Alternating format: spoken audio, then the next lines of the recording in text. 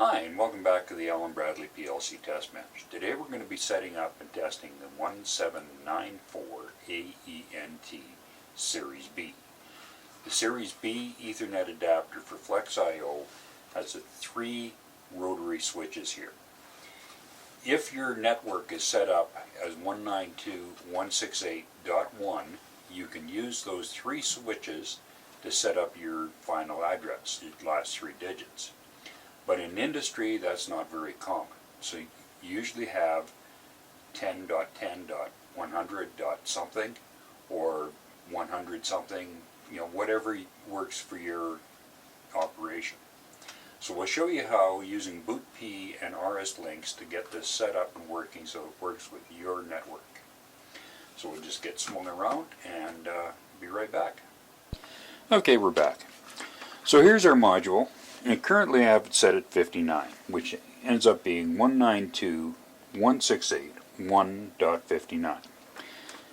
Now, here is our BootP server, and we enter new, and here's our Ethernet address, which is this address right here.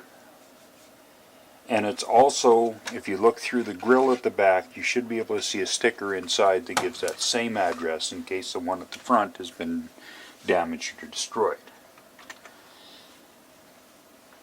You don't have to add any colons, you don't have to use capitals, you don't have to worry about spacing, you just have to make sure that you have all 12 digits there.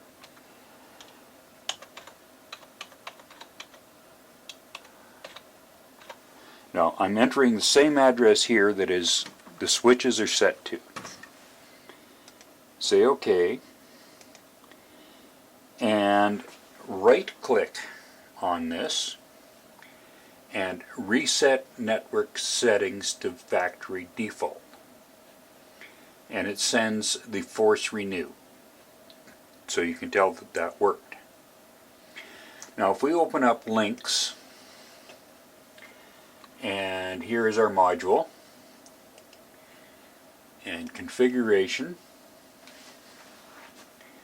port configuration, and we have a static address of 59.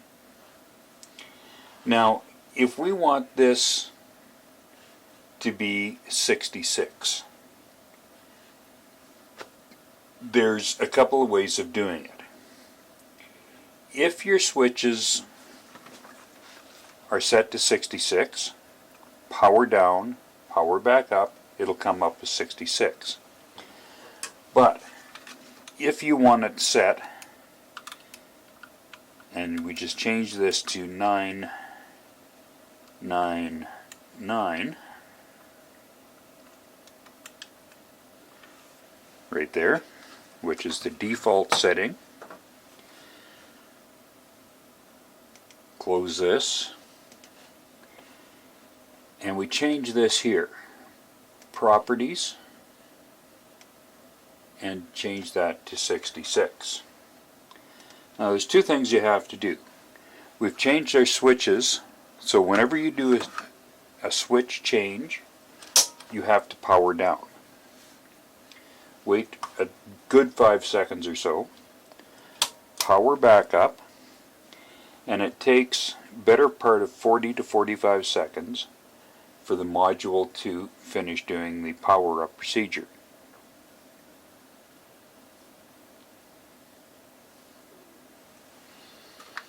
Okay, so here we are again. All 3 lights are on and working.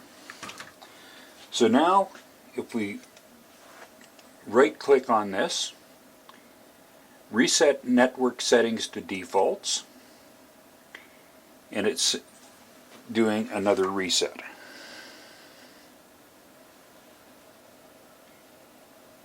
Because what we're doing is changing the address in it. And again, we're looking at another 40 or so seconds before that to change over. And there it is. And there it is there. So now if we go into Links, we delete that, and as soon as we did, there it is there. Go back into configuration, Look at our port configuration.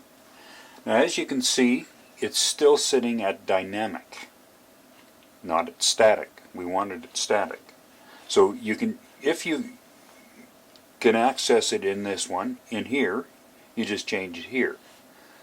But you can also change it, highlight, disable, which says force selected device to retain configuration at power cycle, and we get command successful. So now we take, and again, we power off, wait 3 to 5 seconds at least, power on, and again we'll go through it, our 40-second reset time, and there we go, 38 seconds that time, and we go back into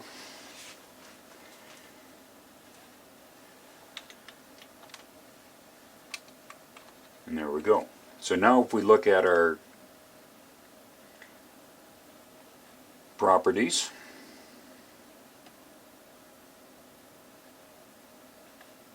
or module configuration, pardon me, and here now we're at static. So every time that powers down, powers back up, it'll retain that address. Now if you wanted to have this as some other address, you could change it here in RSLinx and change your address. But if you don't know what it is, you're best off to use BootP. Hopefully that's not too confusing, but the main trick with this is to be able to power down and power back up, either with, switch on your power supply or pull the wire off. It's 24 volt, and you should be well on your way. Hopefully this helps and keeps things straight for you, and anytime, come back anytime. If there's any particular module you want to see tested, let me know and I'll try and get it done, and subscribe if you'd like. Thanks a lot, and have a good time.